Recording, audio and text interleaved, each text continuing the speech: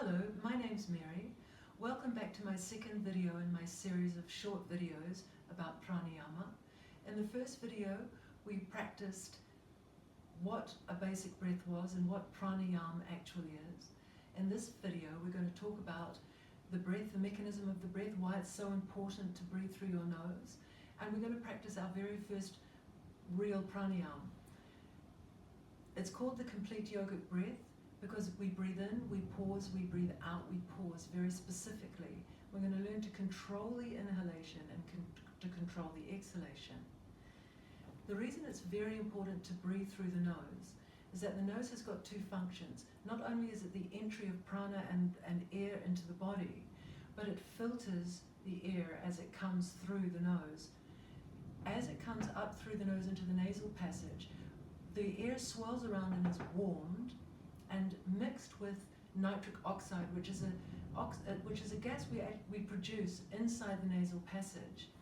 And once this has occurred, the air is warm enough, it comes down into the lung, warming as it goes, until it gets into the lung and out to the peripheries. And when we get into the alveoli, this is where we exchange fresh breath for carbon dioxide and the toxins from the body.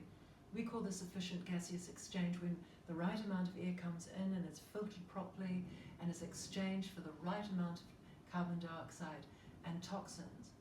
So once we've got this habit of breathing through the nose and getting the breath really warmed and full of nourishment, taking it into the body and releasing tension, then you're ready for your breath. So this breath is called the complete yogic breath. I call it the 1-2-3 breath, or the 3-2-1 breath. Basically, we use the belly, the chest, around the heart, and we use the clavicle area of the chest, the upper chest. So when we breathe in with this breath, we open the belly first, we expand through the chest second, and third, we have a very small lift in the clavicle, the smallest part of your lung. Then we pause, hold the breath for a moment, and then as we breathe out, we first drop the clavicle, pull gently in through the chest, and then contract the perineum and the lower part of the breath. This creates a wave-like motion. So as we breathe in, we expand from the bottom to the top, and as we breathe out, we contract from the top to the bottom. And in this way, we gain control of the inhalation and the exhalation. So you'll remember we talked about yama being control, pranayama, the control of prana through the body, and this happens once we've got control of the inhalation and the exhalation.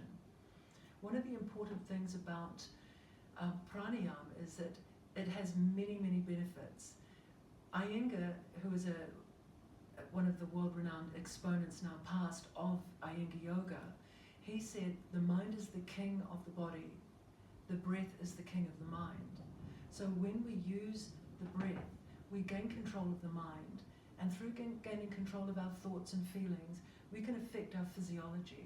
So you can come out of your fight and flight response and into your rest and digest response just through breathing. We can put ourselves into a natural meditative state just through breathing. And so pranayama, a bona fide branch of yoga on its own, can be practiced as a form of meditation and as a form of self-healing, digestion, cardiovascular system, stress, anxiety, many things. The complete yogic breath is not an easy breath to practice in the beginning, but if you practice and hold on to this only and practice it only, you get incredible control of your breath, and then all the other breaths are much easier.